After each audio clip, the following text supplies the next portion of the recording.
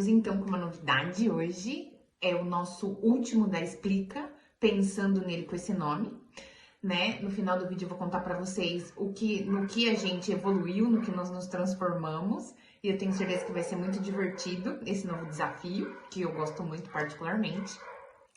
E para terminar, né, então esse nosso quadro, pensando no que a gente vem falado ao longo desse ano, porque já faz um ano que a gente tem os posts do Da Explica, eu espero ter sido um pouquinho de contribuição para vocês e por ter trazido um pouco mais do que a prática baseada em evidência é para a realidade de cada um. E que a gente não esqueça que ela não é só o artigo científico, ela é a experiência do terapeuta e ela também é aquilo que o paciente sente, aquilo que ele acredita, tá bom? Então não vai esquecer disso. Para terminar, então, o estudo que eu trago hoje, na verdade eu vou deixar para vocês dois links, ele acabou de sair do forno esse estudo. Então lá no início dos vídeos eu sempre falei que a gente não tinha tantos estudos, né, para a modalidade do teleatendimento, que é um novo serviço que a gente oferece aqui na Equilíbrio Corporal, pensando nas condições de pandemia. Tá bom? Então eu disse que ao longo desse ano muitos estudos, né, iam ser desenvolvidos e após um ano pelo menos de pandemia a gente ia ter alguns resultados. Pois bem, saiu a semana passada, se eu não me engano, um estudo, na verdade sim, eu recebo vários e-mails da FAPESP. O que é a FAPESP? Então, a gente tem alguns fundos, né, de investimento público, né, tá associado também um pouco ao privado também, no Brasil e mundialmente, que investem dinheiro em pesquisa, né? Por isso que muitas vezes vocês escutam esses cortes da FAPESP, cortes CNPq, cortes da CAPES. Então, eles são, né, fundos de desenvolvimento que investem em estudos novos para que a gente possa avançar com relação à educação, tecnologia, informação, né? Buscar avançar mesmo no nosso país. Então, essas instituições precisam de muito dinheiro, tá bom? E o que acontece é que muitas vezes o governo não dá. Basicamente é isso. No estado de São Paulo, a gente tem uma específica que chama FAPESP. E aí eu recebo alguns e-mails da FAPESP e eu acabei recebendo, né, faz uma semana mais ou menos, esse e-mail falando sobre esse estudo, né, um estudo que foi financiado pela FAPESP. Então, normalmente os pesquisadores de universidade pública pedem, né, o financiamento, porque para qualquer estudo a gente precisa de dinheiro, nem que for para imprimir um questionário, se você for pensar nisso, e se for mandar online, você precisa de internet, né, então a gente precisa de um mínimo de dinheiro.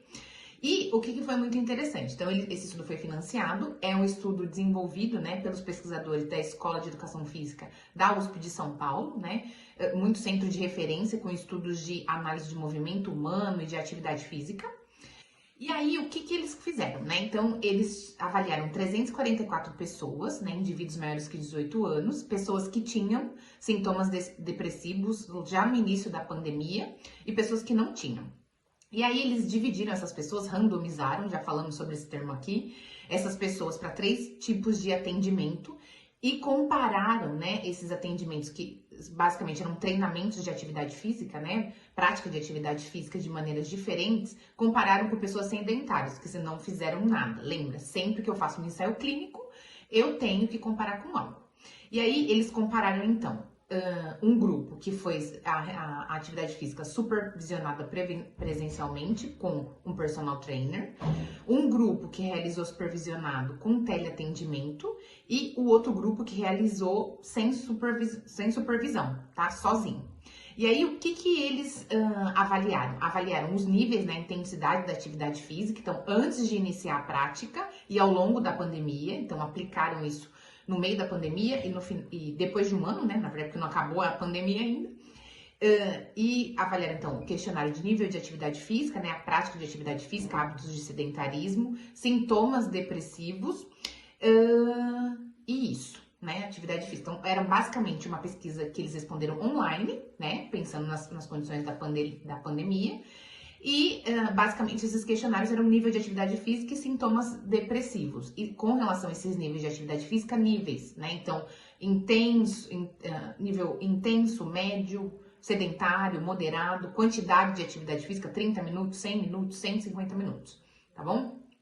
E aí, o que foi muito interessante? Os melhores resultados pensando na saúde física e mental, né, de níveis de atividade física e nos questionários que avaliaram esses sintomas, quem teve a melhor melhora foram os grupos que fizeram exercício com supervisão.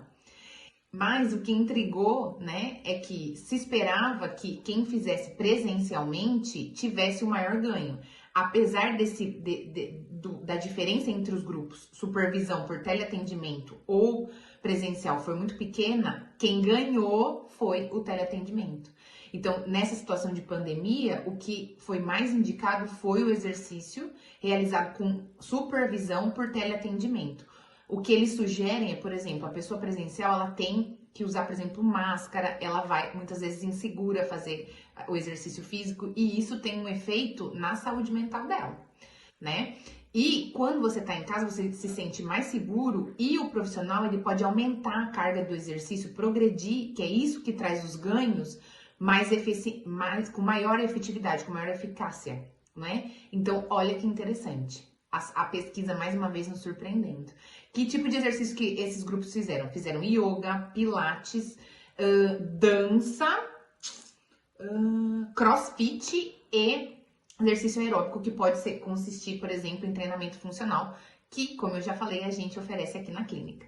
Então, é isso. E o que é interessante? No início da pandemia, cerca de 50% desses pacientes já apresentavam sintomas depressivos. E eles também melhoraram, né? Então, olha que interessante, né? O que cada vez mais a gente vê é faça alguma coisa, seja lá o que for, tá bom? Porque é a prática de atividade física, é o se exercitar que vai fazer tão bem pro seu corpo quanto pra sua mente. E agora o que a gente tá precisando olhar é para isso, baseado em ciência, tá bom? Estudo de alta qualidade. Então é isso. A partir de amanhã, a gente lança então o nosso podcast. Eu vou estar com a Adriele, né? O nosso podcast chama Conversando com as Físios. E a gente vai ter sim, né? A gente vai fazer, na verdade, posts semanais, porque a gente vai trazer convidados. E aí, uma vez por mês, né? Quando a gente sentir a necessidade, mas pelo menos uma vez por mês, a gente vai estar trazendo também um pouco da prática baseada em evidência. E a gente já vai começar falando um pouquinho dela, das minhas experiências, das experiências da Adriele, conversando um pouquinho a respeito disso, né? Uma clínica com uma acadêmica.